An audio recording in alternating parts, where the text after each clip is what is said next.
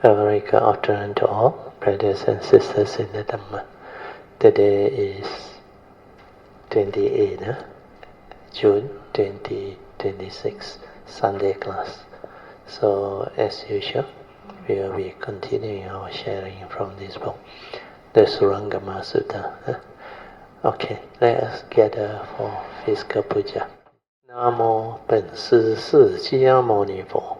南无本师释迦牟尼佛，南无本师释迦牟尼佛，南无观世音菩萨，南无观世音菩萨，南无观世音菩萨，南无阿弥陀佛，南无阿弥陀佛，南无阿弥陀佛，南无弥勒佛，南无弥勒佛，南无弥勒佛。南无药师佛，南无药师佛，南无药师佛，南无文殊菩萨，南无文殊菩萨，南无文殊菩萨，南无普贤菩萨，南无普贤菩萨，南无普贤菩萨，南无地藏王菩萨。南无地藏王菩萨，南无地藏王菩萨，南无佛菩萨，南无佛菩萨，南无佛菩萨。阿拉汉萨玛萨布多巴嘎瓦，布当巴嘎วัน当阿比瓦迪米。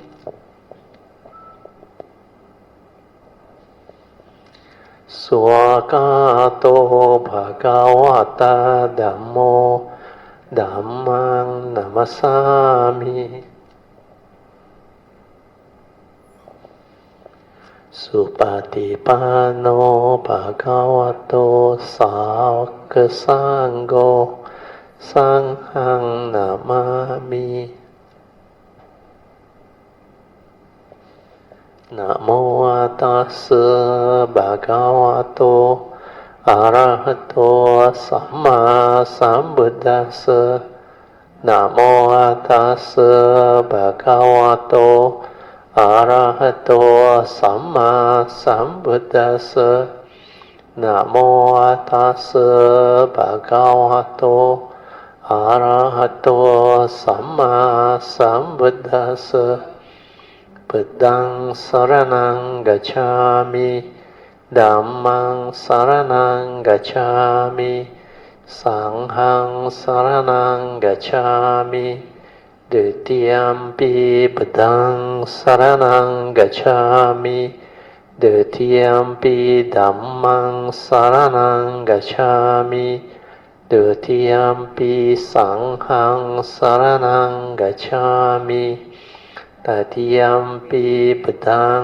สรณังกัจฉามิตติยัมปิธัมมังสรณังกัจฉามิตติยัมปิสังฆังสรณังกัจฉามิปานาติปาตาเวรมณีสิกขาปะทังสมาธิยามิอาทินาดานาเวรมณีสิกขาปะทังสมาธิยามิกาเมสุมิจฉาจาระเวรมณีสิกขาปะทังสมาธิยามิมุสาวาทาเวรมณีสิกขาปะทังสมาธิยามิสุราเมรยามัจจาปมาดัฏฐานะเวรมณี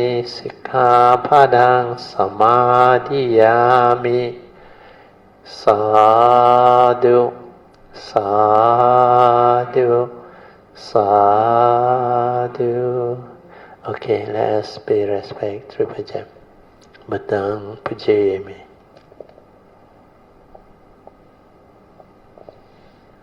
Dhammang pujayami. Sanghang pujayami. invocation to the Devas. In this universe in their entirety, let the deities and Devas come here. Let them hear the good teachings of the King of Sages, which gives heaven and release, Nibbana. This is the time to listen to the teaching. This is the time to listen to the teaching. This is the time to listen to the teaching.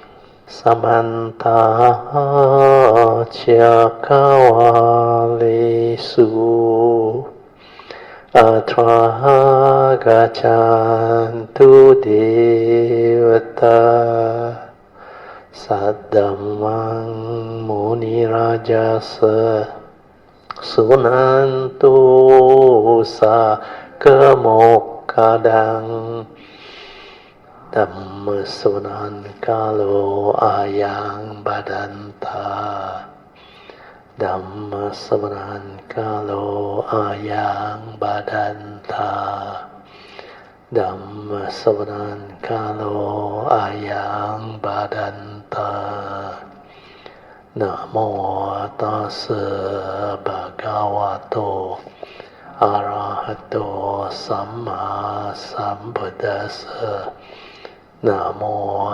Tassa Bhagavato Arahato Samma Sambuddhassa Namo Tassa Bhagavato Arahato Samma Sambuddhassa Iti Beso Bhagava Arahang Samma Sambuddho Vijacharana Sampanno Sugato Lokavidu Anuttaro Purisa Dhammasarati Satta Deva Manusanang Buddho Bhagavati Swakato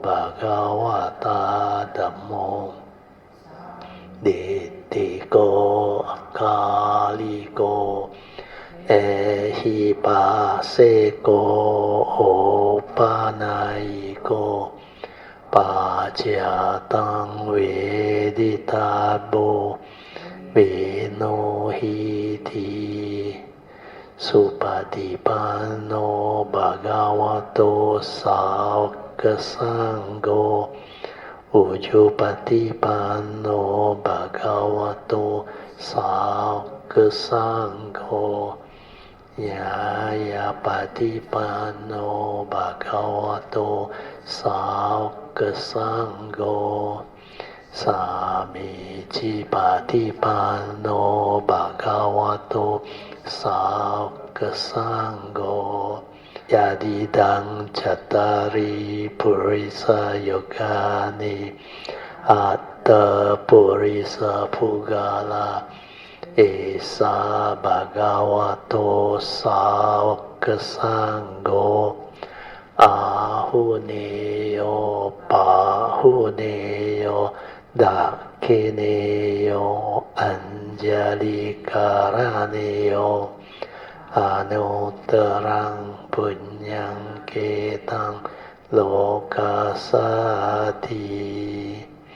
Sadhu Sadhu Sadhu. Now we'll continue from where we stop.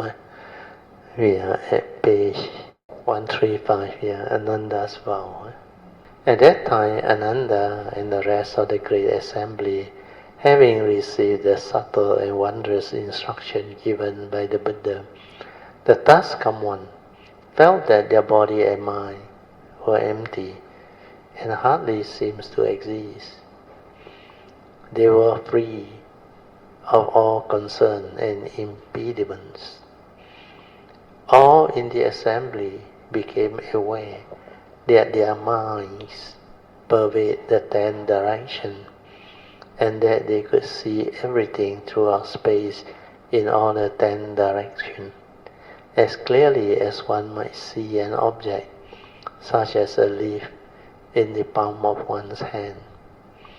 They saw that all things in all worlds are the wondrous, fundamental, enlightened, luminous mind that understand, and that this mind, pure, all-pervading, and perfect, contains the entire universe. They look back upon their own bodies, born of their parents, and saw them to be like minute particles of dust drifting about everywhere in the air, arising and perishing, or like solitary bubbles floating on vast calm sea, appearing and then vanishing without a trace. They fully understood that the fundamental wondrous mind is everlasting and does not perish. So this one is the realization of the oneness nature. So, Soo Yee, you move it backward, before until the starting point. Okay, Ananda as well. So you see, the statement started by saying, at that time Ananda and the rest of the great assembly, having received the word is subtle, very subtle, and wondrous instruction given by the Buddha, the thus come one, felt that their body and mind were empty. So this one is very important, very powerful. You see, when the body and mind does not interfere, like it doesn't exist, empty, and hardly seems to exist. See, doesn't exist at all means what? It's just silent, complete silence, tranquility, stillness. Then the oneness nature will manifest. But here is described in a very lucid way.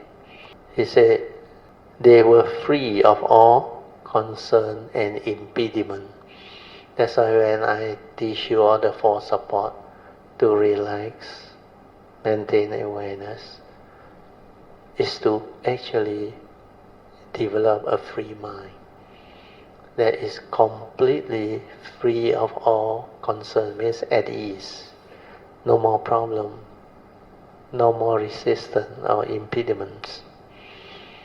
All in the assembly were aware that their mind pervades the 10 directions. So this is the experiencing of the oneness nature, and that they could see everything throughout space in all 10 directions, as clearly as one might see an object such as a leaf on the palm of one's hands. So it's as if when you watch the leaf on the palm of your hand, that clarity. But when you are in the oneness nature, the nature pervades everywhere, which means the whole of the phenomenal existence is within that nature. And that nature, some call it the Buddha nature, some call it the oneness nature, some call it the original nature, the unborn, ever present. So those are the names that are given. But within each and every being that manifests in this universe, we have this oneness nature, or original nature, or true nature. But this is the nature from where all things arise. The scientists call it the singularity. From that one minute singularity, all things manifest. But that singularity actually is the primordial nature. It was there before existence, before the arising of creation, the mundane activity, etc. So that nature is to be realized. So here, the title is Ananda's vow. After the whole assembly received the instruction and able to silence their mind and develop the ability to perceive that oneness nature, that's how Ananda developed the understanding, then determine and make the vow. Okay, move it on. Then we will go to the commentaries. So the commentary say the meaning of their bodies and mind are empty means that basically there wasn't anything at all. It's not that there wasn't anything at all. Empty means like empty existence, no reality. Like you say, emptiness doesn't mean that there is nothing inside there. It's empty nature or existence. All the manifestation, creation within the existential world, they are not real. That's why it's empty. Then here, the oneness nature means that nature has got nothing inside there. That's why he said there wasn't anything at all. But the true meaning is deeper than that. Means the form and mind, the body and mind is not what you think. When that one ceases to be, you realize that nature. It's just like when I say without thought, you are with that pure awareness nature. That pure awareness nature is actually the oneness nature that pervades the whole of existence. But if you want to know, you can actually develop it within that oneness. That's why that one is exceptional, something that cannot be comprehended or understood unless one goes through that realization. When the mind completely ceases and the pure awareness nature manifests, then you can be one with everything. Then from there, you realize all movement arise from there. Then if you want to arise the knowing or the perception, no matter how far it can perceive, then it can stay or it can go back to the oneness nature. So the oneness nature is what I have defined for you. When you are with this pure awareness nature, there are two aspects of it. One is a specific phenomenal awareness. Means the awareness can be with any specific phenomena. Like when you want to know, it can move to that particular phenomena, no matter how far or how remote or how distant. But when it doesn't want to know, it returns to the oneness nature. Means it's spacious awareness. We call it the limitless space, without a center. Means there is no center from which it operates from. It's your nature, which is the oneness nature, has merged. Means the awareness, without thought, realizes that oneness nature. So that is the deep meaning. Then it continues. Everything was empty. The defilement has been washed away. So these one are words to describe, but it's not that you actually wash away any defilement. It's the realization that knows that they are unreal. They are only defilement when you don't have the right understanding, right view, when you perceive things with duality, negativity. So everything was empty. The defilement has been washed away, and all that was left now was the light of the Buddha nature. See? That Buddha nature, oneness nature. This is, he used the word serenity. Actually, it should be tranquility. Everything is empty. Inside there is no body and mind. Outside, there is no world. When one attains this state, actually is realized this state, there isn't anything at all. That's why last time I told you that condition, unconditioned state, that oneness nature, or even that pure awareness nature, is not a being. It cannot come out and live life. So that one has got nothing inside there. There isn't anything at all. Why aren't we able to realize that serenity? Why aren't we serene? It is because we are still attached to our body, to the phenomenal world. If someone say one sentence about us, we become afflicted. That Sakkayaditi actually condition us into negativity, self-delusion, where we believe we exist, this is what we are, and these are real. Whenever anyone is the least bit rude to us, we can't let it go. We are not at peace, means the ego is there, the atta is there, the Sakkayaditi is there. The member of the Buddha's Surangama Sutra, however, were serene, and they were free of all concern and impediments. Because they are serene, they were not hindered by their body and minds. If we look upon everything as being no problem, as being very ordinary, then there is nothing going on at all. There is a saying, if a mountain collapsed right in front of you, you wouldn't be surprised, no matter what great calamity occur. Even if your house should fall in, you pay no attention. If you pay no attention, then even if your house does fall in on you, it doesn't harm you. Why do things harm you? Is because you can't let go of them.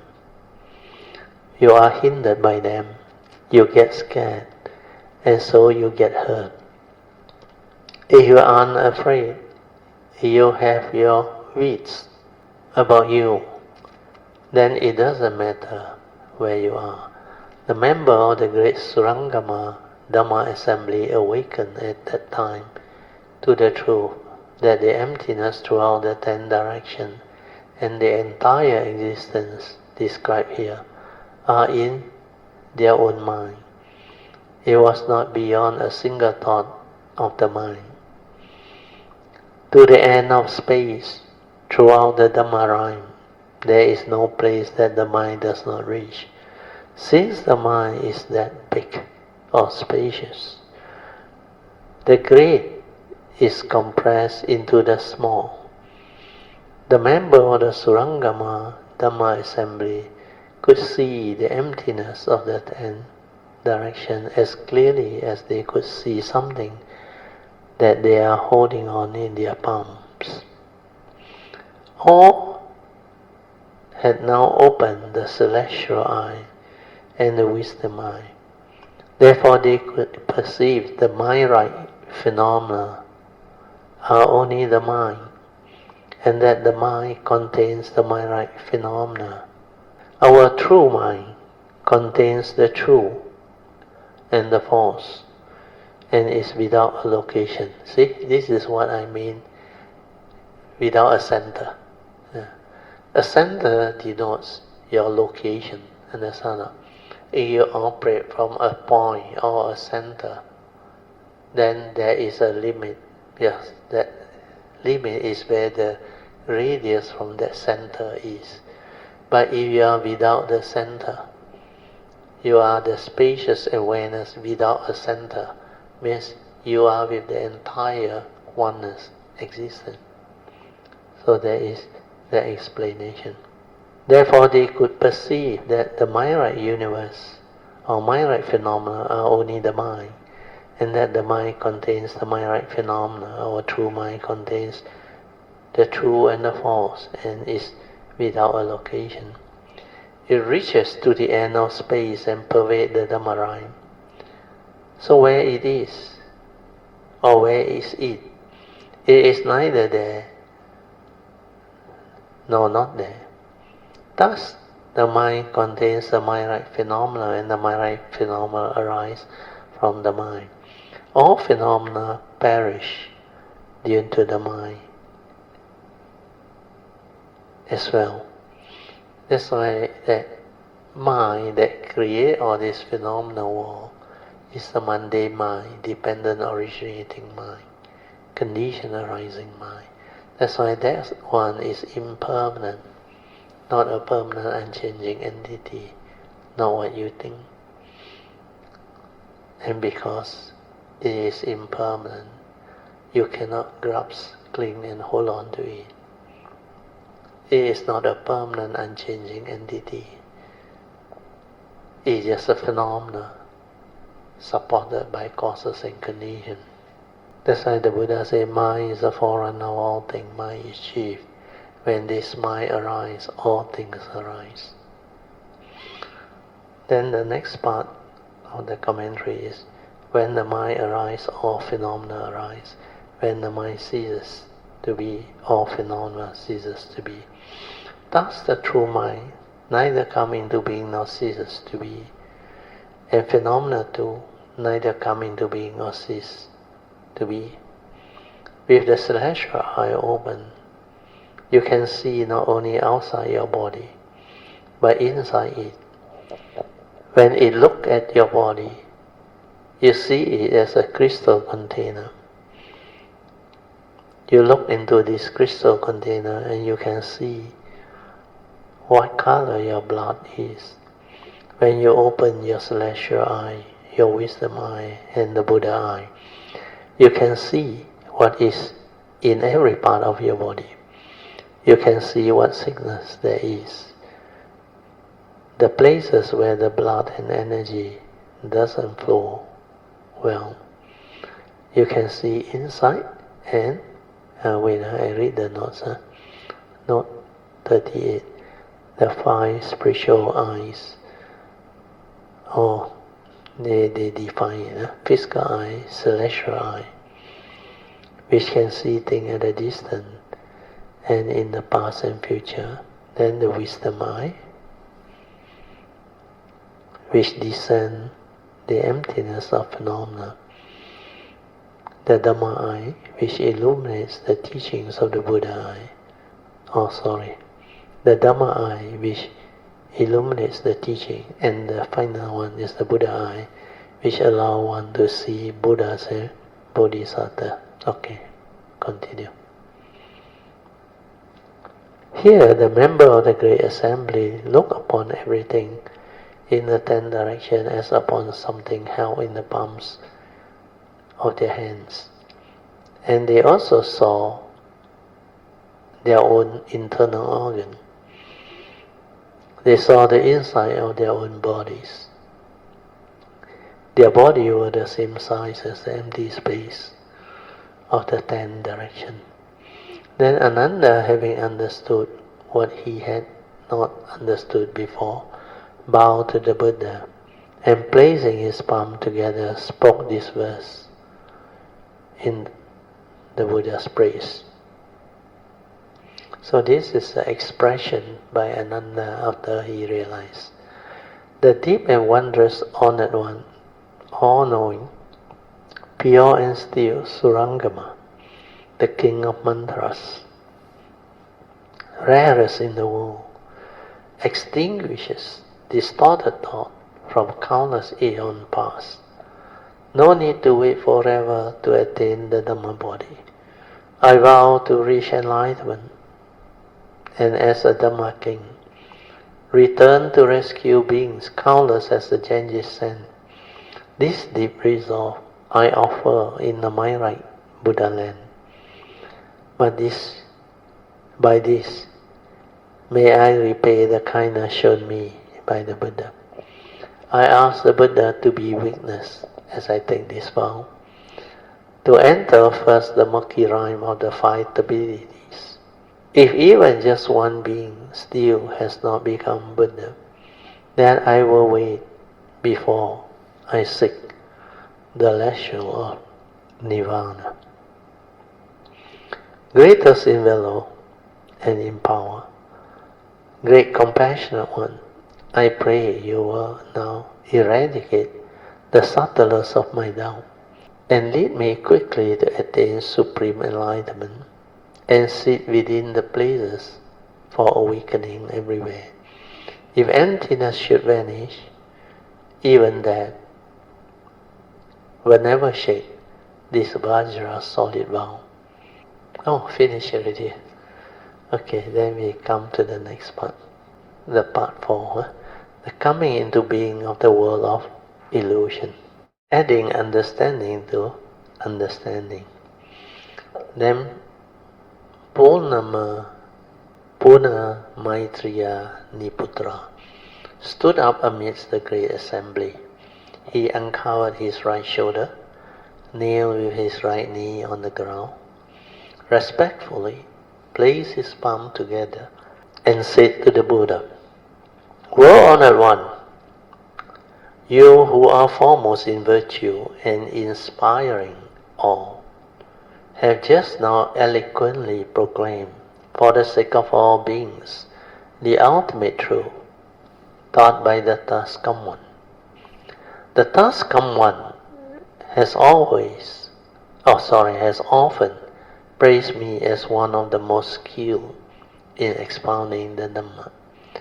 But as I had been listening to the thus come one's voice, as he has been setting for such subtle and wondrous or wonderful Dhamma, I might as well be a deaf man, trying to hear a mosquito from a distance of more than 100 paces.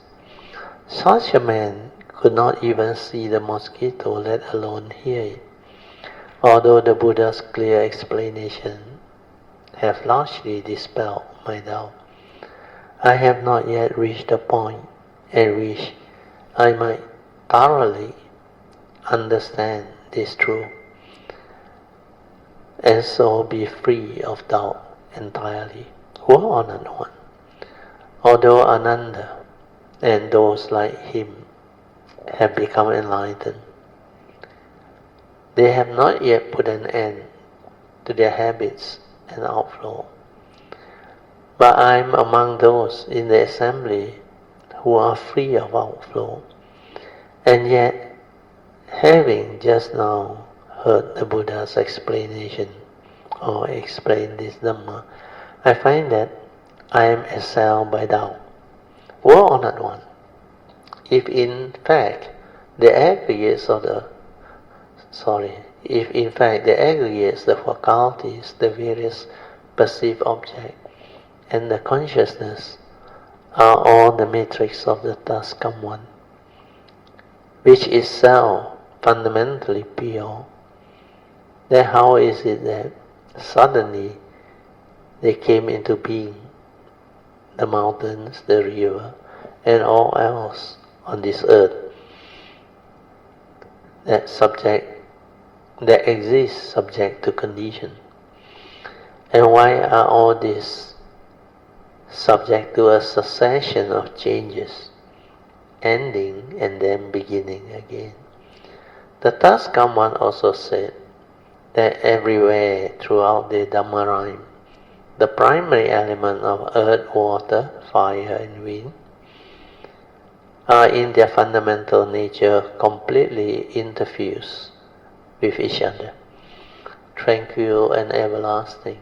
Well-honored one, if the primary element,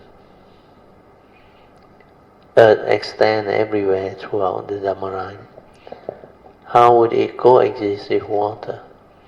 And if the primary element of water extends everywhere throughout the Dhamma rhyme, the primary element of fire could not come into being. How may we understand the primary elements of water and fire can both pervade the empty space without overcoming each other in mutual annihilation. Honored one, the nature of the primary element is that it is solid, while the nature of the primary element space is that it is transparent, void. How could they both exist everywhere throughout the Dhamma rhyme? I am not sure how.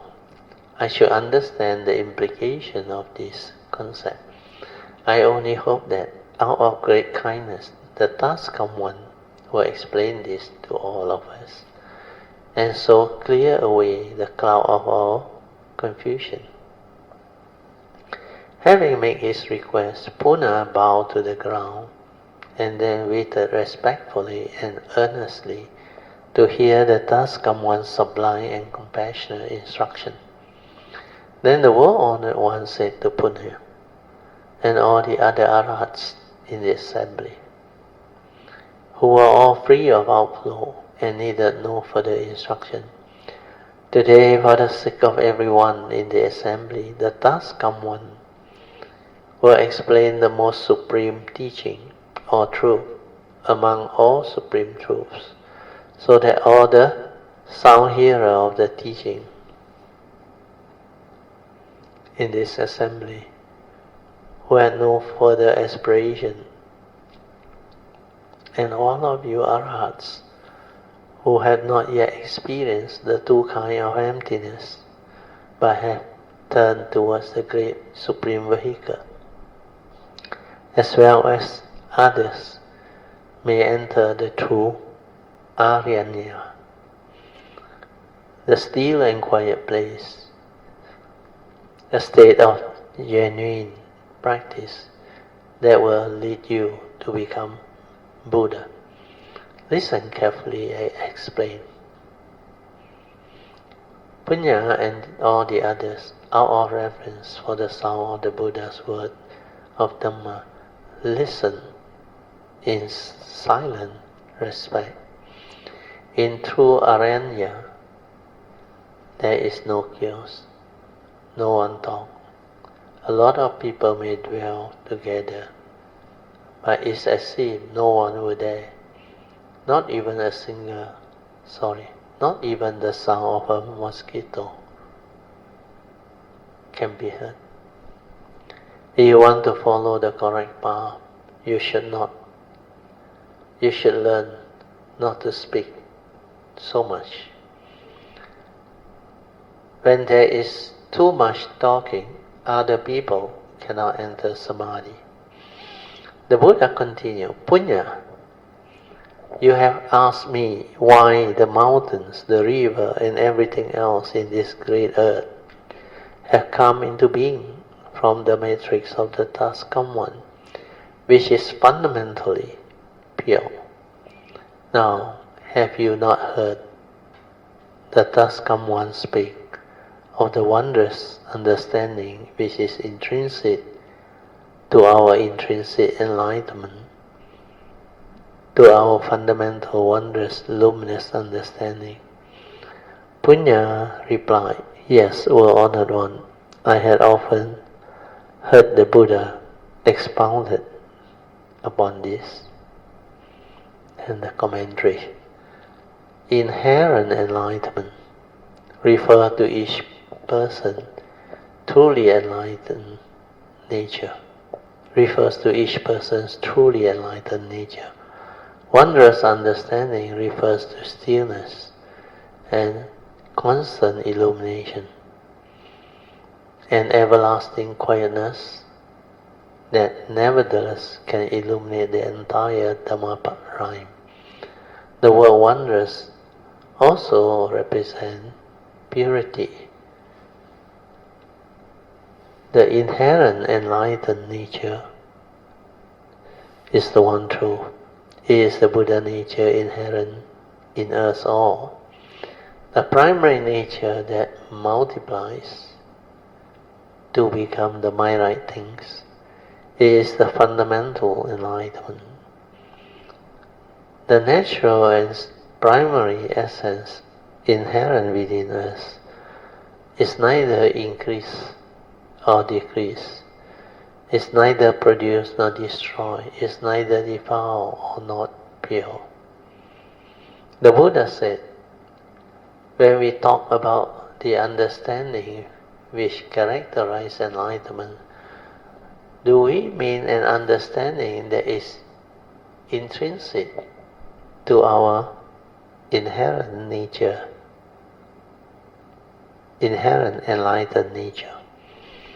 Or does our inherent enlightenment lack understanding until we gain it when enlightenment is realized? Puja said, our inherent enlightenment is characterized by understanding only when the understanding is added to it. The Buddha said, suppose, as you said, that for our inherent enlightenment to be characterized by understanding, that understanding must be added to it when the enlightenment is realized. But an enlightenment to such an understanding is added. But an enlightenment to which an understanding is added cannot be a true enlightenment. Such an enlightenment would indeed lack understanding if understanding were not added. But an enlightenment that lacks understanding cannot be the true intrinsic enlightenment. It is inherently pure and endowed with understanding. Therefore, if you think that an understanding must be added to your inherent enlightenment, you are falsifying the true understanding, the true enlightenment. That is, nothing need to be added to true enlightenment. But once an understanding is added, nevertheless, that understanding must understand something. Once the category of something understood is mistakenly established in the mind, the category that which understand is mistakenly established as well.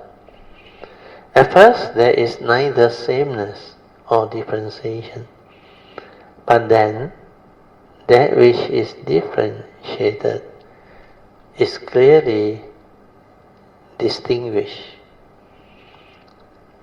That which differs from what is differentiated is distinguished as being uniform. But the category of what is differentiated and the category of what is uniform has been established. The category of what is neither uniform nor differentiated is further established. Move up. Okay, we read this commentary. Enlightenment is not something that requires the addition of understanding, where understanding is actually inherent in enlightenment. Once an understanding is added, an object is established. This is the first of the three subtle aspects of delusion. Once an object is falsely set up, you as a false object come into being as a reaction to the false object. This is the source of your deluded thinking. In this way, subjectivity is created. This ultimate unreal process is the second subtle aspect of delusion, the aspect of evolving. The general import of this section of text is that basically we are all Buddhas. But if we originally were Buddha, how did we become ordinary humans? And why haven't ordinary beings become Buddha? Where does the problem lie? Originally, we were no different from the Buddha, but living beings can be created from within the Buddha nature. The Buddha nature is radiant. It is our fundamental enlightenment, and is the wondrous light of the enlightenment inherent in us all. It is from within the light that the beings are created. To illustrate this point, I will use an analogy which is not totally apt but which was specific. Oh, the pronunciation is sufficer. Yeah. To make the principle clear. A manifested body of the Buddha is like a photograph of a person, except that the photograph has no awareness. The Buddha can create a manifested body whose nature comes from the Buddha and whose features have a likeness to the Buddha. Another analogy would be a reflection in a mirror. When we pass by the mirror, there is a reflection. Once we have gone by, the reflection disappears. The same can be said of a manifested body of a Buddha. Our fundamental, inherent enlightenment is also like a mirror. Suddenly in the mirror an image appears, and in the same way, the first ignorant thought arises when an understanding is added to our inherent nature. For another analogy, we can say that the fundamental enlightenment is like a light, which is already on. If we flip the switch, you have added something extra, and in the process, you have turned the light off.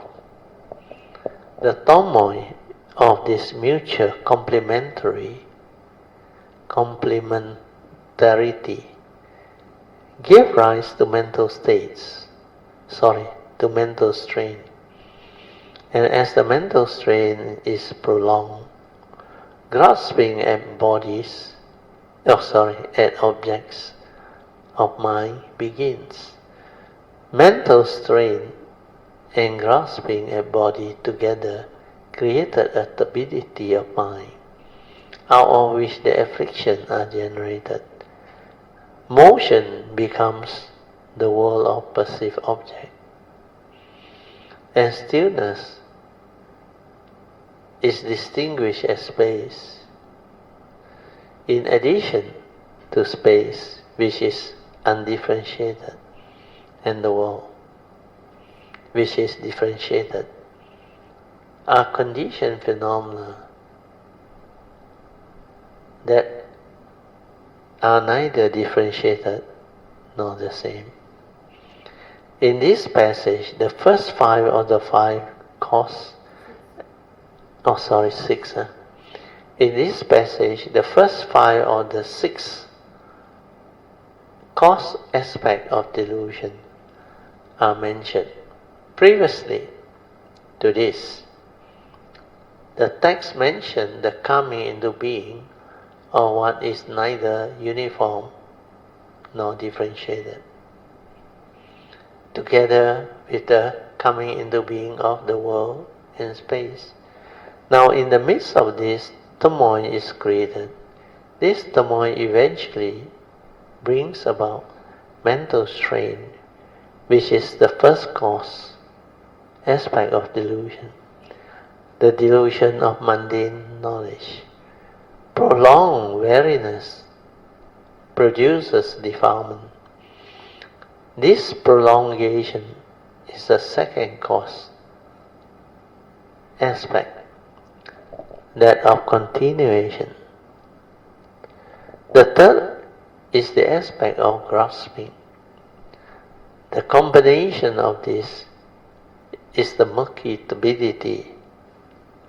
In the murky turbidity is the fourth cause aspect, the aspect of clinging to names.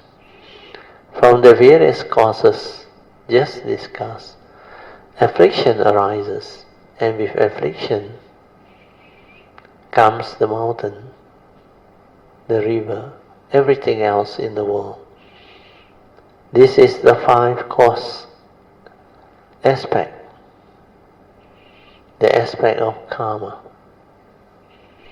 Once a light of understanding is added to enlightenment, the darkness of the primary element space appear, and the interaction of these two complementary generates a disturbance in the mind.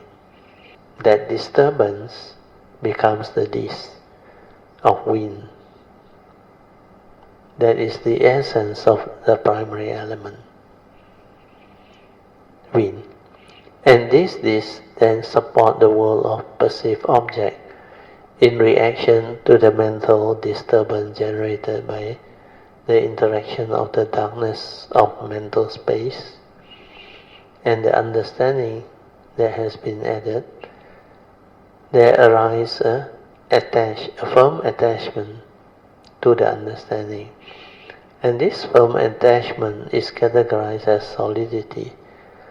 This solidity is the dis of Vajra, which is the essence of the primary element earth.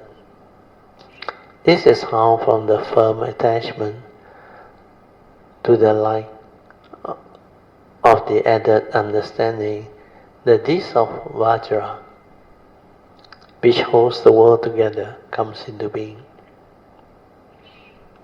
Thus, the dis of Vajra is generated from the firm attachment to the added understanding, and the dis of wind is generated from the disturbance arising from the interaction of the two complements.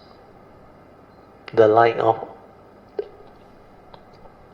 the added understanding and the darkness of mental space. From the friction between the dis of wind and the dis of Vajra, there arises the light of the dis of fire, which is characterized by changeability. Moisture arises from the shining of the dark of Vajra and turn the vapor in the presence of fire. Thus the dis of water come into being and encompasses the world in the 10th direction. Now move up. As fire flare up and water descend, their interaction brings about solidity. From the primary element of water, the ocean comes into being, while the continent and island comes into being from the primary element of earth. Thus, fire sometimes emerges from the ocean, and river and stream flow across the land. Mountain form where the primary element fire is stronger than the primary element water. Thus rock gives off spark when struck and melt when heated. Vegetation grows where the primary element of water is stronger than the primary element of earth. Thus the tree and grass are reduced to ash when burned and exclude liquid when they are compressed. This distorted interaction together produce a seed that becomes the cause for the perpetuation of the world of perceived object. Thus punya, You should know that beings deluded and understanding is due simply to the error of adding an understanding to inherent enlightenment. The inevitable consequence is the establishment through delusion of the categories, sometimes understood and that which something understood and that which is that which understands. So it is that the ear faculty is aware only of sound, and the eye faculty is confined to visible objects. All 6 objects which are perceived through delusion, visible object, sound, odor, flavor, object of touch, and object of cognition, are to place in a separate category, resulting in a division into seeing, hearing, smell, tasting, tactile consciousness, and cognition. Some beings are born due to be bound together by shared karma.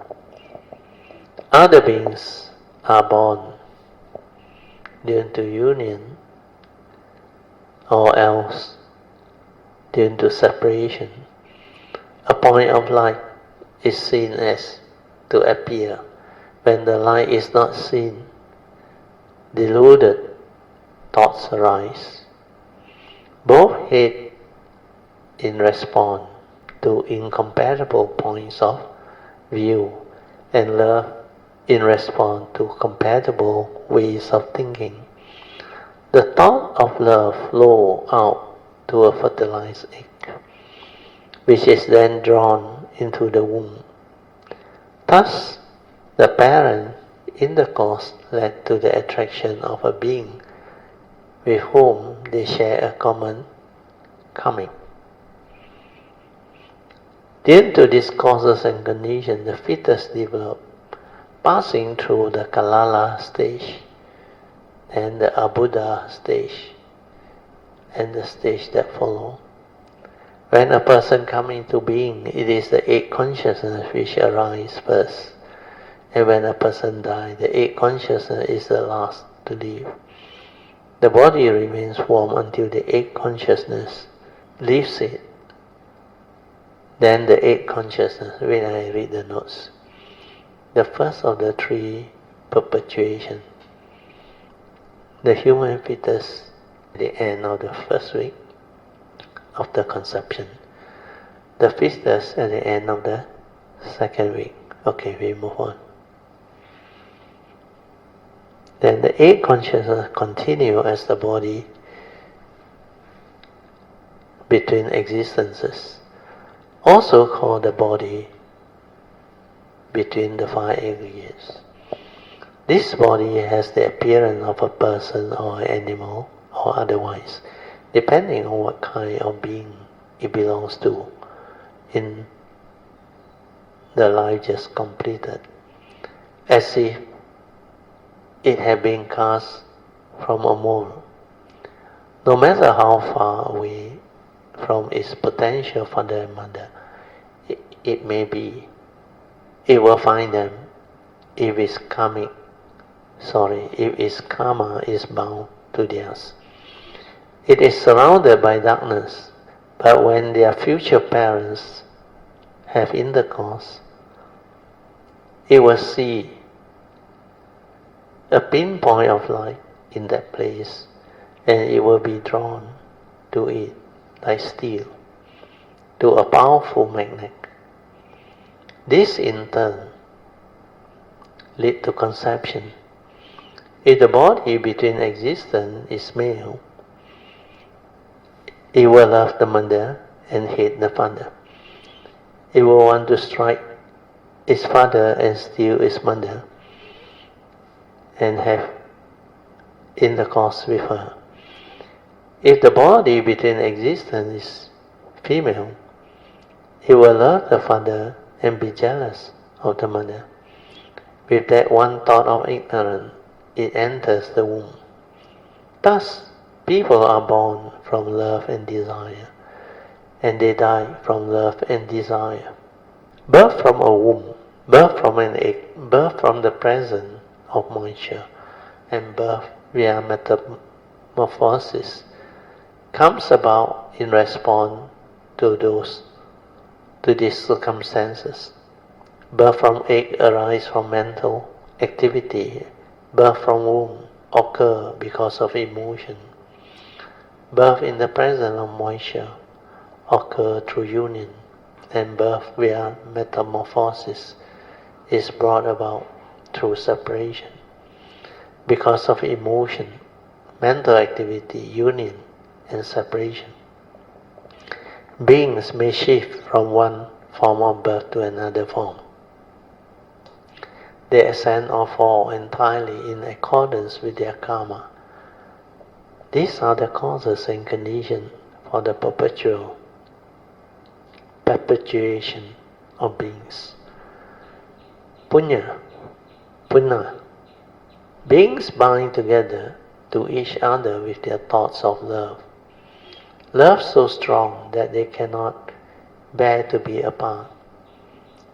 And thus there come into being all the world's father, mother, children, and grandchildren in an uninterrupted succession of birth.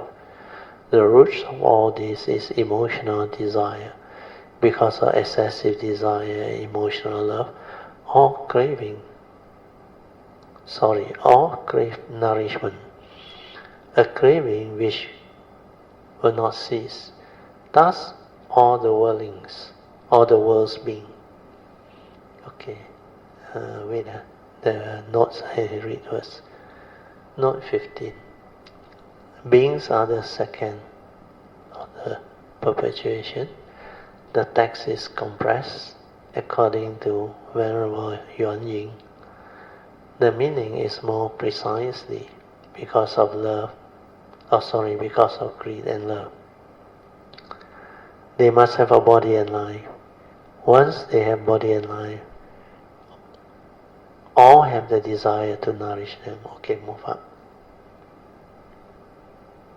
Whether born from egg via metamorphosis in the presence of moisture, or from womb devour one another and are in turn devoured, each according to the measure of his strength or weaknesses. The root of all this is the desire to kill. Suppose then that a human being is a sheep. The slaughtered sheep is reborn as a human being. When the human who ate that sheep dies, he in turn becomes a sheep. This pattern holds among all 10 kinds of beings as they devour one another in a continuous cycle of death and rebirth. The evil karma of this mutual devouring accompany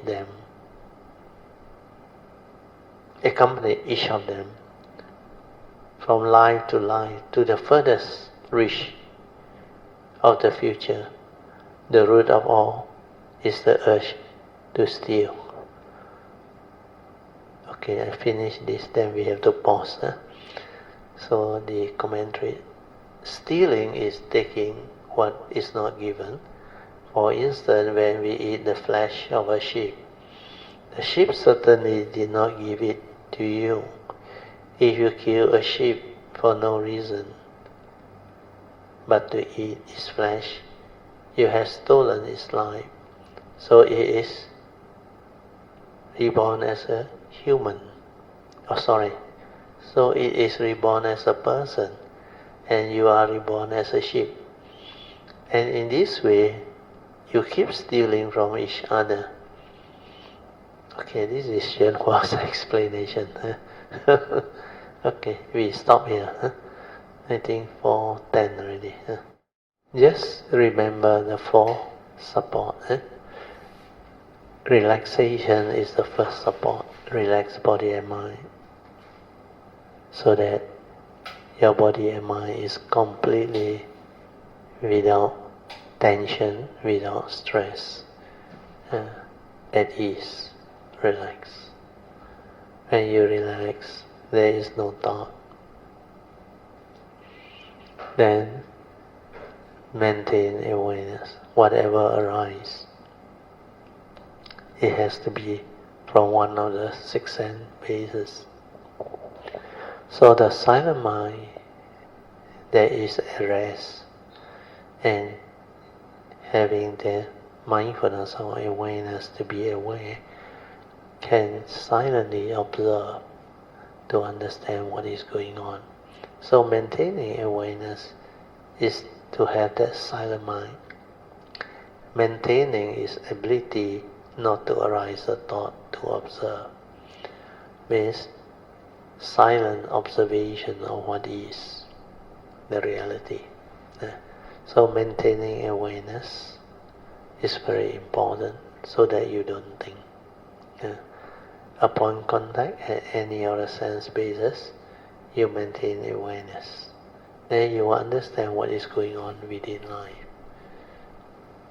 The paticca samuppada movement within your mental thought activity. Then after that, third support is stabilize this inner awareness so that the mind is very quiet and very still. Aware, finish. No need to continue the thinking. Then when the first three supports stabilize, then your mind becomes very different. You will have a free mind that is completely still, quiet, without thought activity. When you can do that, you are ready to do the fourth support, which is trust.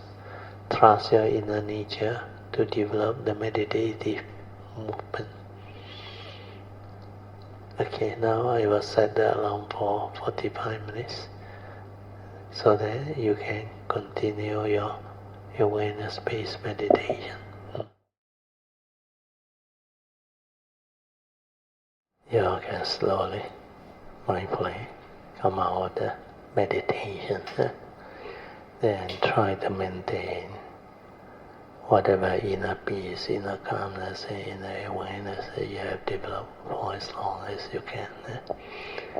These are the mind states that is needed to stabilize your daily mindfulness, leading to the heedful mind throughout the day. Now we open up for second session, which is meditation reporting, followed by whatever question that you may have. Question regarding the meditation, the teaching, and how to apply this teaching to help you understand life, live life, and solve whatever life problem that you may have. Suki Hotu Okayana Actually, today's text also very confusing. Understanding on understanding. Correct. I could grasp the impression I got is that when a moment of insight occurs, the true mind is like the cloud was removed. Then and then suddenly it suddenly like appear, manifest. Then because the true nature saw things for what it is, and understanding arise. That wisdom that arise is like they say the mirror, like caught a glimpse of the true nature, but it's the understanding that will die with this form and mind when the form mind dies. Correct. So that's why, That although it is understanding the true nature, but that understanding itself is not the real thing, it's a false version. This for the mundane mind to understand. So it becomes very confusing trying to explain. That's as far as I can see. So then, what is your question? I was trying to see if there's more to it that I didn't see. I only could see until there. Okay, I will explain. You see, what Soo Yee asked is a very good question, very interesting, because like I always explain, to come to this existential world, you need a form of mind.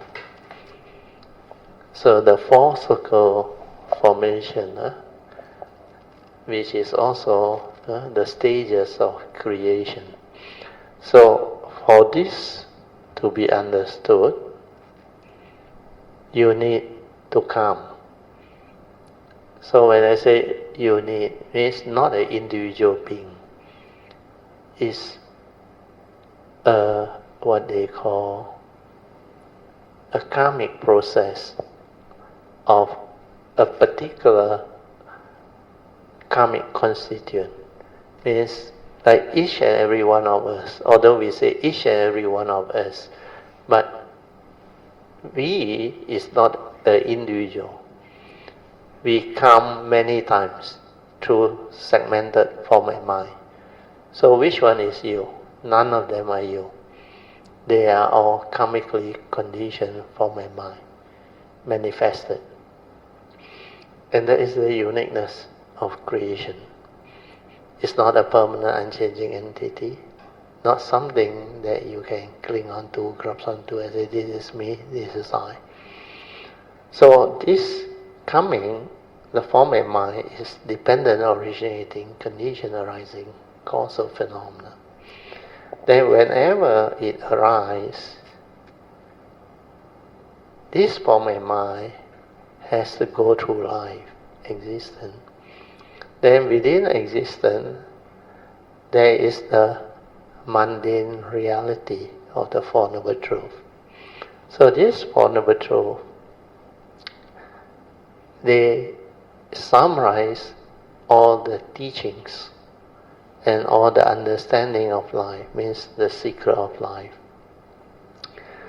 and what they call secret of life and existence. So when this form and mind arise, if you don't know how to meditate, to connect back to the silent mind or the true mind, to realize that nature, then to develop the direct seeing through this direction of cultivation, to develop the wisdom needed to live life, then you cannot have the noble life. Then you will go instead this direction, which is mundane living, which most living beings are caught. And like I always say, this whatever wisdom that you develop, even let's say you know how to cultivate, you know how to realize the silent mind, and through the silent mind you develop the direct see, you have a glimpse of Nibbana and all we call cessation of form and mind. Then you realize a sainthood way leading to the arahantship. Then after that you have the condition to go the bodhisattva way, the supreme vehicle way. But every life you come, although we explain that you have a karmic nature, which will be a summation of all your karmic processes, moment to moment, every life, as you arise, every segment of the life, which can be countless. Then you also have a spiritual nature developed after you connect. But all this wisdom, like I say, this wisdom that arises through the segmented cultivation, they cease with the cessation of form and mind. When this segment of the life gone, the wisdom also gone. But it's not lost. Because it's accumulated here, the spiritual nature. And because of that situation, every life you come, the moment you can connect, you are already quite old. Understand? So the amount of time that you have to establish the cultivation and the perfection of spiritual understanding is limited. where most of them, by the time they connect or realize, maybe 50, 60, or 60 over years old. Then some that manage to locate the gateway can be as old as 80 years old. So not much time left. But the interesting about creation is the uniqueness is about how difficult this process is. Because every time you come, you may not recall everything. You may not know who you are or what you are until you connect. Even after you connect, if you have not detected the gateway, you cannot inherit your spiritual nature's understanding to bring you back to the level where you are at in your previous life cultivation. So all this wisdom, understanding and perfection, the Buddhist way, through the supreme vehicle, Sammasambuddha, they realize this way, through this way, you can cultivate and develop the perfection and understanding to come. Although it's so difficult, life may be very short, and the difficulty or technicality that is involved, like Soo Yee came to ask that question, where this wisdom that is developed is like when you are a human being developing the cultivation, suddenly it's just like the sankhara, all those things that cloud the true mind. It's like the cloud and all those things that actually prevent the sunlight from shining forward, suddenly clear, disappear. Then that moment you will realize that oneness nature. But that oneness nature doesn't last. The moment you are curious or amazed, it actually disappears because the thought arises already. But when you are in that nature, like in Cameron Island 1989, when I realized that glimpse of cessation, then my mind completely ceased. Then like there is clarity. Then my nature went into the oneness nature. Then after it ceased, it came out. Then it went into the oneness nature.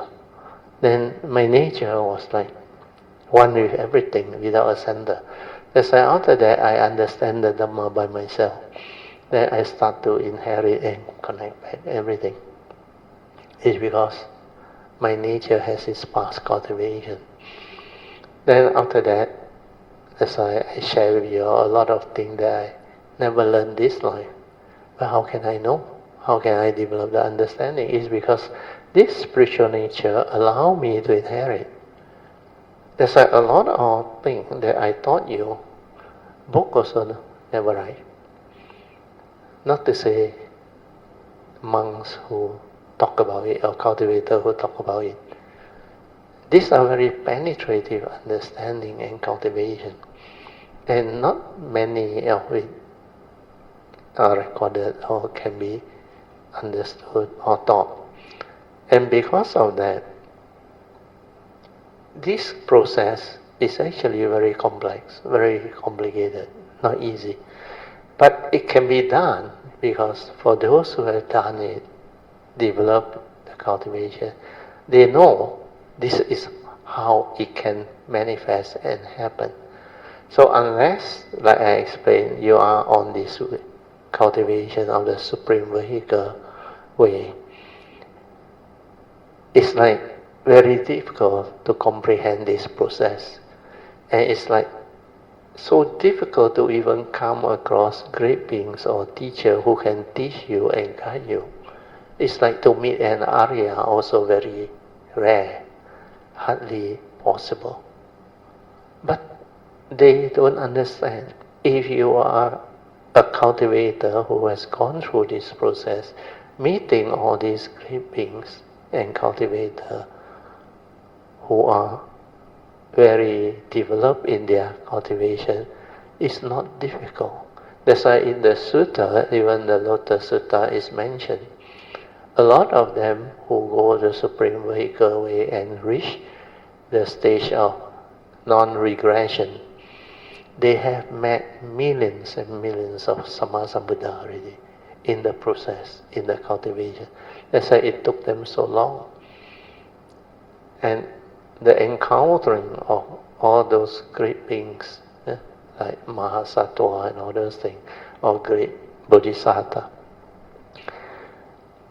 they are countless. And because of that, without the understanding, or if you are not in the position to know or understand, you cannot comprehend. You cannot comprehend. But if you have gone through the process and developed it, you will have the understanding, and it's so wonderful, so marvelous.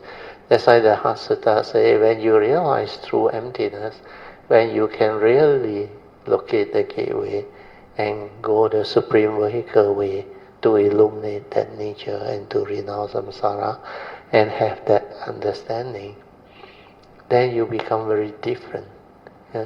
Then this understanding that can manifest become possible.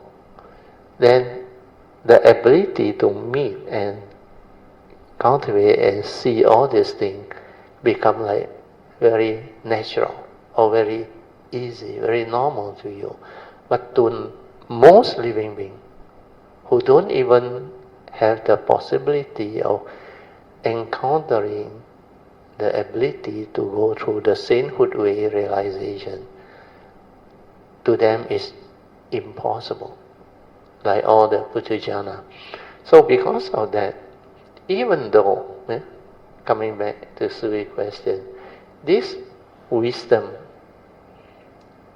because that form a mind, let's say this segment of our life, which is this life, let's say you cultivate, then you realize all this wisdom, then you connect back, you inherit. Okay? You have this, like my nature, I have this understanding. But this one, I cannot retain and say, next life I born, I have this or not. Cannot. Impossible. Even Huining, when he comes, he have a very unique condition. He is born with the true mind. He don't have the mundane mind. And because of that, the causes and condition for him to be in that state is to be born in a rural area, very remote area, not subject to all the influence, simple life during those era. Then that mind actually can be retained. For me, is my nature, this segment, I can recall. Before I was age 6, I got almost no thought. My whole mind, I can recall. There is nothing inside there. That's why my grandmother, my mother, my father, they worried that I cannot speak. They call it alo in Hakka is alo. Dhamma. Not Dhamma. Dhamma. Cannot speak is Dhamma. Or deaf and dumb. Dumb is not stupid. Oh, okay. That means they are scared I cannot speak. And especially my grandmother. Then later when I went to school, he saw I got so many classmates, friends come and visit me. He was amazed. He said, Suddenly he become like, can interact and have so many friends. That's why my grandmother always, he know I was like different from the rest, but he didn't know my unique nature until before she died. I think before she died, she sensed something she can see. That's why she wants to meet me. But when I was born, he knew I am different. And since young, he doesn't dare to go near me. I don't know why. But all the other brothers and sisters, the siblings, he choose one. Which one he like, she like, and she don't like. she know how to choose one. Then when it comes to me, yes, I try to recall my childhood life. I cannot. Then luckily my father got some studio photo taken when I was young, 2 years old, 3 years old. Then the last I can recall was I was about 5 plus before I go to school. Well, I was born in Butterworth. No, born in Alasta, but my father went to Butterworth to do his work. He also started a business there where he is a major shareholder. That's why I was there for 5 over years before I come back to Alasta. But when I was there, I most of the time was at home. I don't have friends near the village. Well, most of those people, they don't really interact at that time. Then a lot of my neighbors were Indian at that time. That's why I watched the Deepavali, all those things, the coconut festival. Then I only recall one incident when I was near 6 years old, I remember. I also have no thought.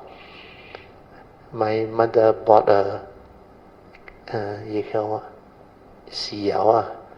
gravy, the salty one. Fish sauce, sorry. Yilu, in Hakka. So, because I was so small, and the floor was so tall, so you know what I did? I dragged it on the floor. Then it hit a stone. Then the whole thing break. Then everything floor. My mother scolded me like anything.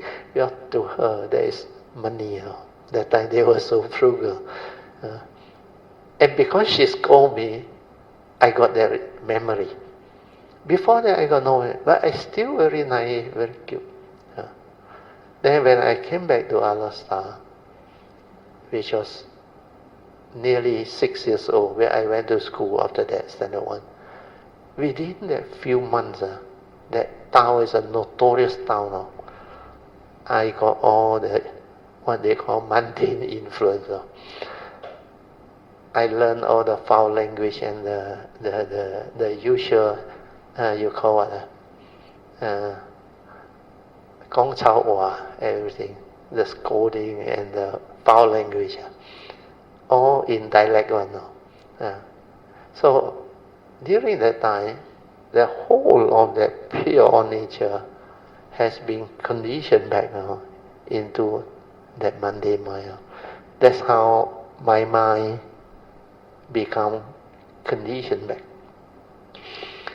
But even though I was going through that process, but somehow the karmic nature is so powerful, it will condition my father to send me to the English school. I was a one-center English school.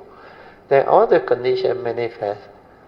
I still excel in my study, and I end up becoming a civil engineer at that time, which is very, very difficult to go into University of Malaya. But all this karmic condition I can see, and the process. Then how I grew up, and how I actually saw the sign of the karmic process, even though I haven't learned meditation, anything. But I can sense that this something to do with my past. Otherwise, it cannot impact me so strongly. There are a lot of the phenomena that I saw in nature, like the nature's movement, the tree, the branches, the flow of nature. Very strange, when I was young. I can just sit down and be amazed by those movements. Then deep inside me, I was asking, what is all this? And I said, maybe now I cannot know, I cannot answer. But this must have something to do with my past understanding and cultivation. Otherwise it cannot manifest like that. It's so clear, The time I haven't even meditated. Actually it's mindfulness now, awareness. I saw. Then everything was like that. But not like Hui Ning. If they don't bring back me from Batua to Alastar, maybe if I continue grow up in that environment, then if somebody speaks the what they call Dhamma Sutta, maybe when they explain to me in the proper word, my nature can understand and can also awaken, but because of different conditioning. So when you come for the real Bodhisattva, your mind is actually the true mind. The true mind. You are not born of ignorance. Then after that, you have your karmic inheritance process, the movement. Then you will grow up according to what your karmic and your vow, your understanding, adhitthana, all those things. Then this will bring forth the causes and conditions. We are like this life. My nature already choose my parent and during what era to be born. My nature like to be born during transition period. All this I recall after I connect. Then I know what my cultivation was in the past. And for my nature to have all this understanding, there must be a lot of things that this nature has already developed as cultivation over a long period. Then later on, as I grew up, I developed the cultivation. Then I met a lot of great beings. Some are living on, some are their nature around, like Kuan Yin's nature, Maitreya's nature, all these great beings' nature. Some are normal human beings like us, but they have psychic, they have that special occult ability. They can see, read past life, everything. Then they disclose to me a lot of things. And very funny, they don't talk to others about this, except when they meet me, But like my last guy, a lot of things he told me, all the other followers, they didn't hear from him. And I also don't know why he only talked to me. And he did a few things to me, and he just told me, discussed the thing with me. Then, like I said, the first time I met him, he just said, "Do you trust me?" But before that, he said, his meditation, he said, whatever I heard from those people who recommended him to me, he said, forget about it. He just told me, I only teach 4 things. Actually, it was the 4 support. But the first 3 I already know. Then the 4th one, which is trust, that one I don't know. Then they say, then based on that, I say, yes, I trust. I can sense his energy, his nature. Then I said, because the first 3 I have already done. And you know what he told me or not? He said, I know. Here he held my hand. The moment I entered the door, both hands he hold. And from the vibration, he can feel that I have that stability or sati, the awareness within. He said, I hold your hand, I know. You have done the first 3. Then after that, the rest is history. After the dinner, come back, he said, okay, we start. Sit down. His hand was about 2 inches away from my heart area. Then it started to activate. Suddenly there is something, the energy very fine, activate. There is a point towards the left of my heart. Then because I know how to relax, maintain awareness, then I just silent. Then that activation actually trigger off the gateway. That gateway suddenly like activated, like suddenly open up. Then I just silent within, completely without any thought. Then the yin-yang energy just melt inside, going. And I become so still. No thought at all, completely without thought at all. and I was down there 1 whole hour. Then when I came over, I was like a car perfectly tuned, no vibration, nothing, like the engine very quiet. Then like a perfect human being. Then after that, a lot of things happened. Then after that transformation, then I remember within 9 months, my Monday mind collapsed. After my Monday mind collapse, that nature really shine for. Then that condition allowed me to understand my past cultivation. A lot of those understanding just come back now. Then I just understand how the stages of creation. That's why I draw this 4 circle, is because I don't know how to use word to explain and share. Then whatever book I come across, they don't have this 4 circle thing.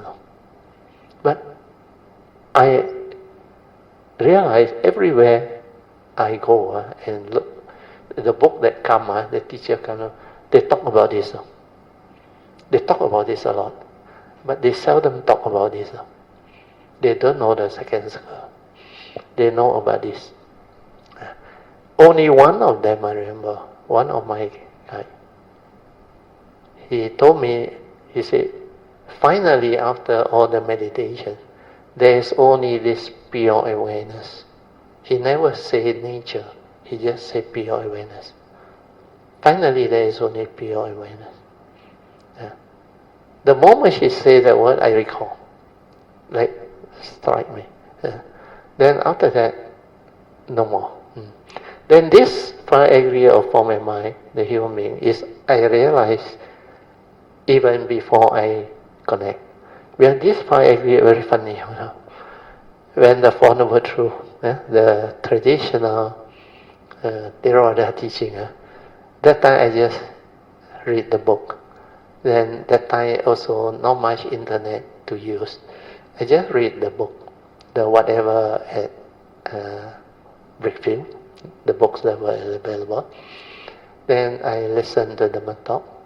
Then I attended some classes. Then after that, I realized hardly anybody can explain what this 5 aggregate of form and mind was. The 2 aspects.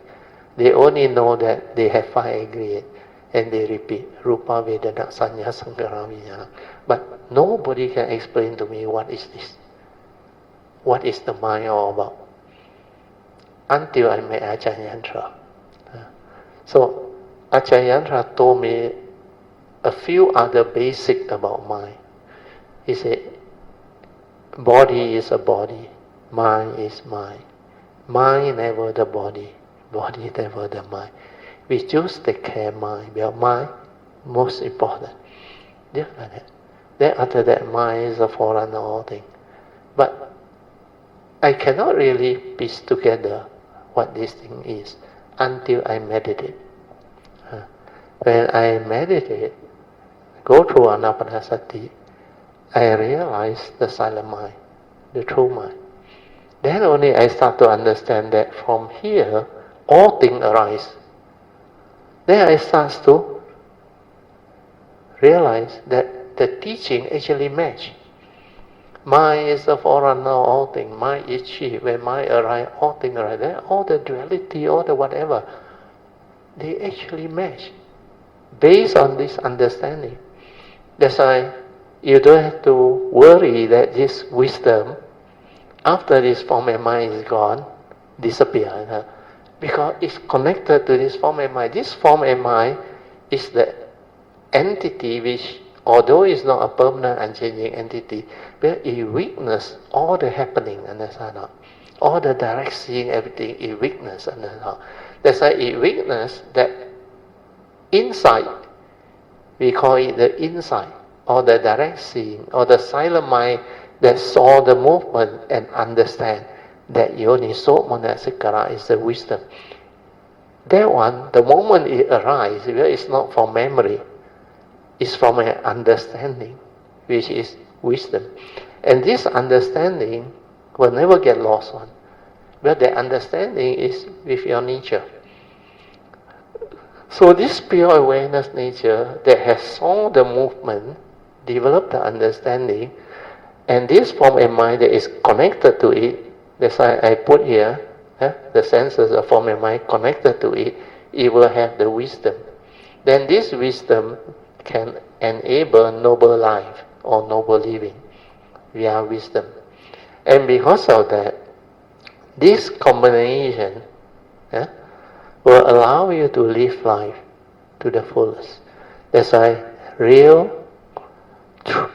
realization of true emptiness lead to wonderful existence within here and here, the third and fourth circle. So you will understand all this. So that wisdom, you don't have to remember one. That's why I say Yoniso Manasikara, wisdom at the moment of sense experience. You must realize it one. If you have, means you have. You don't have, you cannot, through knowledge, create it one. Or develop the understanding. Cannot. That's why Yoniso Manasikara is an understanding that will spontaneously spring off from the nature. At the moment of sense experience, it will arise. Then you will know what to do, and you will not be deluded by it. That's why the phenomenal world of form and consciousness will have no power over you. That's why the mind can liberate. Yeah, it is no longer deluded. So all this understanding, as you cultivate, you will develop all the what they call more refined understanding that will lead you back to your past cultivation and inherit from the spiritual nature. That's why the Supreme Vehicle way, the Bodhisattva way, can lead to that final completion of perfection of Sammasambuddhahood, of the 10 perfection, is because there is this process that can lead to it.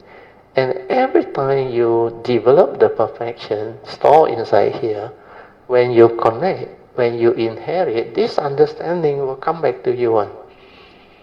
That's why it becomes what we call your Sambhogaya Kaya, spiritual nature.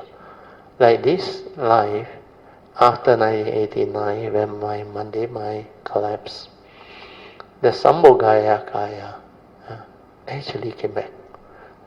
Then this form of mind can recall all the cultivation and the understanding. Then all this information come back. That's why I can teach, I can share, and I can guide based on all those understanding that I inherit. So your question is very good, because although the wisdom is gone after that form of mind is gone, but you don't worry, and that's how, because there is this karmic nature and spiritual nature will ensure everything within the condition of world's cultivation is captured. Understand? They cannot steal from you, understand? Even your karmic also, this is your inheritance. Everyone is unique. Then your spiritual nature also is never lost. It's only whether you have the condition to connect back and realize it or not. Okay, good. Any more questions? Thank you, because now it's a lot clearer how the understanding builds a foundation to cultivate the spiritual nature more and more, and also tying back to all the examples you gave also help emphasize the importance of the Bodhisattva vows and all our unique vows to arise the causes and conditions through the karmic nature in order for us to connect, to draw from the spiritual nature. Sadhu, sadhu. Sadhu. Because that karmic nature is very powerful, but you add on your vows that you have developed through your perfection, especially the adhitthana. Adhitthana is the perfection of all your, what they call, all your adhitthana. In English they use a few words. No, in English there are 4 or 5 words. Affirmation. expression is not really adhitthana. Well, affirmation means you adhitthana, determination, firm determination. Then affirmation, firm determination, affirmation. Then vow. Vow is also one of them. Then actually the Pali word adhitthana carry the whole meaning. It's like the word dukkha. To explain it, you may need a lot of English word. But that is what that word means actually. So for us, if we use English as a medium, it's not easy to have an equivalent word. Like the English word mind, M-I-N-D. If you don't have the wisdom of the Bodhisattva way or the Mahayana teaching, its meaning doesn't stand out. That's why the Buddhist meaning of mind, sing, that word is very unique. And it can become so full of meaning and it's so beautiful. Whereas mind, the English language is not a language that evolved out of philosophy. It evolved out of civilization's need. So the one that is evolved through spiritual understanding or philosophical understanding is very different. That's why we use English, then we have to use the word mundane mind. Of course, the Mandarin they also have mundane mind means 凡人的心, 凡心. Then we have to use the word thinking mind, we think a lot. That's why the word sankhara, no equivalent. The English have to use a lot of words. Mental intention, mental state, mental formation, and everything that your mind can do, including your planning, your scheming, your cunningness. All this is part and parcel of sankhara. And that is mind. But the English word alone cannot actually bring out the meaning. It's not tailored for that type of teaching. That's why we have to use the word true mind, false mind, dependent originating mind, condition arising mind, causal phenomena. Of course, these are equivalent English words that can bring out the meaning. But in the Mandarin, that word sing alone bring out the meaning one. 一切有为法 如梦幻泡影，如露亦如电，应作如是观。And it's so beautiful. The whole Surangama Sutra teaching, that 4 stanza, manifests the whole thing. 金刚经 sorry. Sorry, I mixed up. 金刚经 Dhamma Sharing. It just bring out the whole thing. So a lot of this teaching, that's why my nature dislike come mainly for the English educated. That's why I was sent to an English school. And Maitreya also knew my nature can teach very clearly. That's why he came and make the humble request, 请你把正法传下去. That one in the year 208 was very unique. In golden letter, very vivid, clear, and the laughter, everything. Then all this understanding is not easy for people to actually develop the understanding to teach. Even the Theravada traditions teaching, or what we call the Buddhist, so-called traditional Buddhist teaching, that you all learn through maybe the Theravada tradition.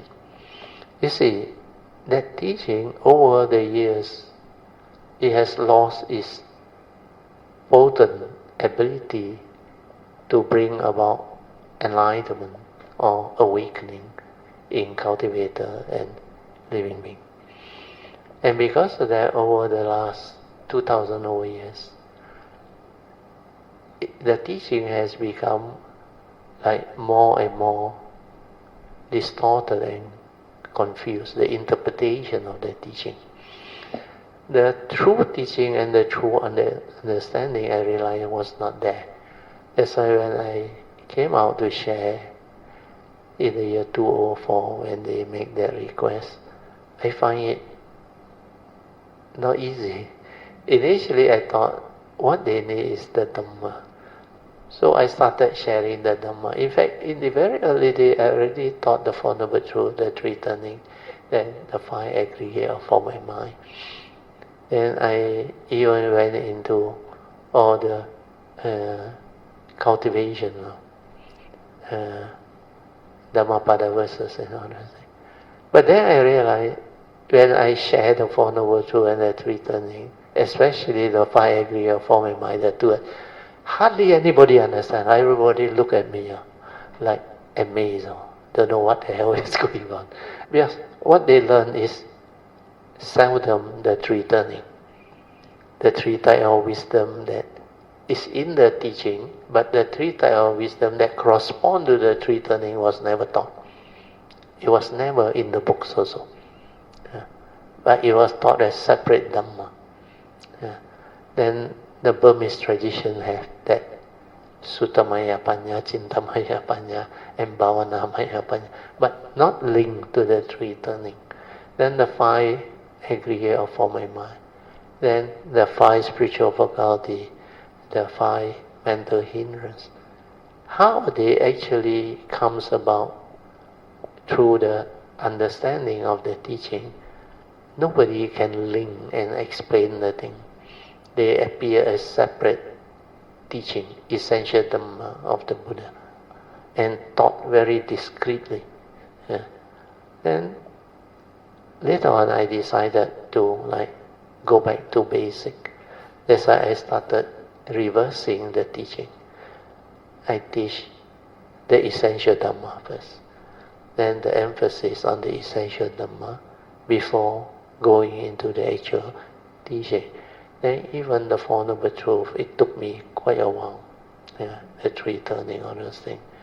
Then later on, after I started from 2004 to 2008, that first 4 years, the first batch, they were very enthusiastic, especially when they saw how I link all those things. But then, because of certain karmic past, they created some Sikhism. I don't call it Sikhism in the sense that it's not a monk's order. It's a monk, Kayamita cultivator. So some of them, they just decided to break away because they are attracted to my last guide. He said, the logical question should be, well, I use the word, when I did the sharing, I said, so far he is my last and best guide, which was correct. Nothing wrong with that statement, because he was my last. After that, no more guide, even until today. No more teacher, nothing. Nobody come. In fact, my last guide predict the astral one will come. The astral one also didn't come. Then I just continue, and I say he is the best because he helped me locate the gateway. Without him, my nature tell me I will have to spend at least 10 and maximum 15 years to locate it on my own. That one my nature know. So because of that, they misinterpreted that word. So they started to ask about my last guy, and they want to know him. Then when somehow, during the course of Sangha, he appeared, he came back after 20 years now, almost, after I met him. I think I met him in 1989, 89. 99, 2008, 2009. I think 2008, I think he came back to Penang. Then I heard people told me he was in Penang. Then they were so interested now, they say, Brother, we go and see him. Then I make contact, then we went. Then they were so excited now. Well, my last guy also actually, he was looking for a student. Then he cannot get. Then he saw my group, like very serious, like that, very devoted, committed. He was so happy. Then he decided to share, teach, Then after that, one group, they don't know what they talk. Somehow I have a sense that the feedback was no reason to follow Brother Theo. The teacher is always better, because he said, from my own mouth, I said he is the last and best. So a big group of them, they went to him direct. Then I just let things be. Then I continue to do my part. So that batch, whole batch gone now. Then after that, very strange. Because after that, in fact, 2008 that year, Maitriya's message came. Then I just let things be. And you know what happened? All the other Buddhist societies started to invite me to give talk. Especially SJBA through Brother Jim and Hsuan. Then Engbi and Mifong make the request to teach meditation at the house. That's how the thing take off. Then 2008 was a completely new batch of Kalyamita. Of course, the old ones, until today, quite a number are still around. But because of causes and conditions, they are not so close and because before I can even have time to teach about this four circle formation and all those things, that time the basic Theravada teaching also, I haven't finished teaching. That thing already happened. So because of that, after Hsuan came out and had the Dhamma class at his house, I remember, Engbi, they all came in. Then slowly the Kalyamita came in, the Subang side. So I was teaching there. Then a lot of beautiful Dhamma actually arise. Then Hsuan there, the whiteboard, you remember? It's a different teaching. It's the provisional teaching. Then later on, my SS2 house, they request for the Bodhisattva way, I think through Padmasuri or those things. All this happened after that. From 2008 to 2015, I remember. That time the teaching went in quite deep already. The Bodhisattva way has to come out already. And I remember end of 2015, a lot of Kalyamita wrote to me about the Bodhisattva way. I also don't know what happened suddenly. Then I suddenly agree with Padmasuri and say, okay, we start. That's why that 4 session classes, we compile it into a book. Because somebody volunteer, a few Kalyamita volunteer to transcribe it. Then I go through the editing. Then I realize it can become a book now on the Bodhisattva way, cultivating the Bodhisattva way. That's why after that, the request for the teaching to take the Bodhisattva vow, everything, just manifest now. 2016, 2017, it take off. Then 2017, simultaneously, the website also came in. That's why everything fall into place. Then this whole teaching come about. That's why whatever there is meant to be, will be. So you don't worry about how all this has its causes and conditions to unfold. You just observe, understand. Then as you understand, That's why over the years, since 2008, 2026 already, so 2 more years is 2028, 20 years from the second batch sharing. But from 2004 is coming to 24 years. 24 years. So this period of sharing with the amount of teaching and understanding, that's why our website has actually become transformed. Not to say edited or changed or what. Transform means the full picture has come out. Understand? The whole teaching has become what it is today, especially the four circle formation. After Masuri and Brother Tio, they all requested for this new house to be used as the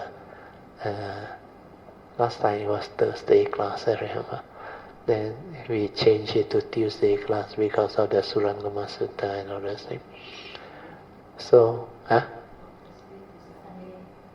Thursday to Sunday, Thursday to Sunday, sorry, not Tuesday. Tuesday is still our house. So because of that, you look at the whiteboard, it's a different whiteboard, right? There are four circle formation, then the spiritual nature, the karmic nature. These are the teaching that wants to evolve out of that. And that was requested after the year 2009. I remember 2009 to 2010. That time, I think Hsuan also traveled quite a lot, the daughter and all that. Then after Pamasuri requested, we try. Then finally, I also don't know why it end up all here. No more going back there. So all this is like meant to be. Then it's also a good thing. I think early on, I heard Ron Hsuan and Mifong, I think. He said because he don't want the house to be like a vihara or monastery when the daughter come back. They only got one daughter. So it was good that we have the condition. And this house also, when Pamasuri and Brother bought, Pamasuri got a very noble intent, which he wants to actually renovate this house so that it can be a Dhamma Sharing way place for all of us to hold whatever Dhamma class and Dhamma Sharing. And for that, I think it was like meant to be beautifully done. So we should rejoice. Sadhu, sadhu, sadhu. Okay, almost 6 o'clock. I have to end because I got dinner today. So I will make use of this condition to end.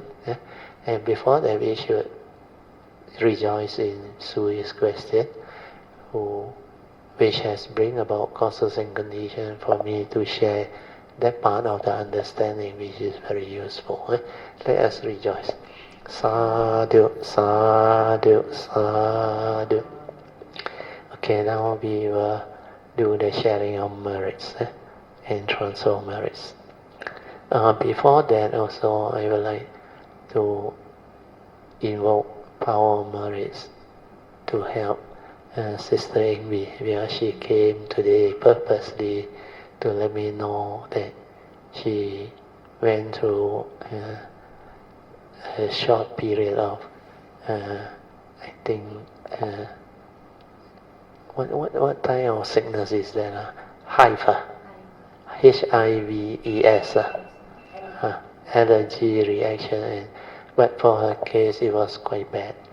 But she has strong faith, like Brother Wong. She determined, and she came today. Let me know. Then I did what I have to do. Then he also make offering. Then pay respect and make dana offering, everything.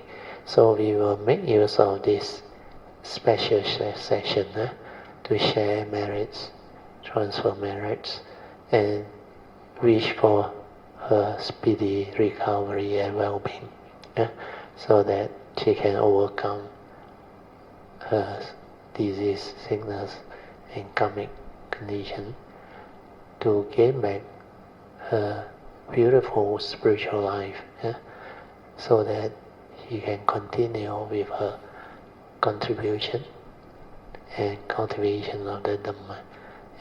So let us have maybe a minute or two, 2 minutes maybe, to share merit and radiate metta for her speedy recovery. Okay, I set the alarm. 2 minutes.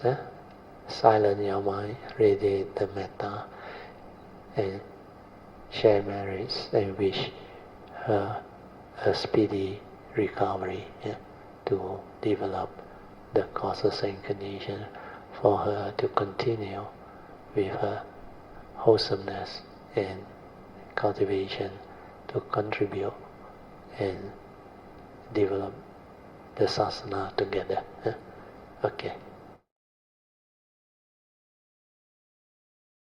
Okay, thank you for radiating and transfer merits and sharing. Okay, we will now do the official sharing of merits, starting with the Devas.